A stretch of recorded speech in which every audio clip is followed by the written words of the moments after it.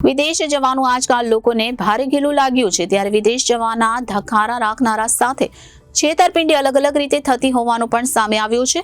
ત્યારે વિદેશ જવા ઈચ્છુક લોકોને યુકે, કેનેડા તથા રોમાનિયા દેશના ખોટા વિઝા બનાવી આપી લાખો રૂપિયાની છેતરપિંડી કરનાર આરોપીને ઝડપી પાડવામાં આવ્યો છે। 2021માં આરોપી જયદીપ મોજીન્દ્રાએ તેના ભાગીદાર આગમ પરમાર, રક્ષિત પટેલ તથા વિનીત પરમાર સાથે મળી વડોદરામાં વિઝાની પ્રોસેસ તથા વિઝા અપાવવાના કામ બાબતની ઓફિસ ચાલુ કરી હતી। આ દરમિયાન પોરબંદરમાં કસ્ટમરોને વિઝા અપાવવાનું કામ કરતા ભાવિનભાઈ સાથે ઓળખાણ થઈ હતી।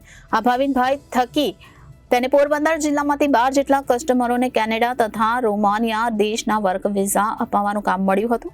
આ તમામે અડધા પૈસા ભાવિનભાઈને આપ્યા હતા। તે પૈસા ભાવિનભાઈ જયદીપભાઈને આપ્યા હતા અને બાકીના અડધા કસ્ટમરોએ જયદીપ મોજીન્દ્રાને આપ્યા હતા।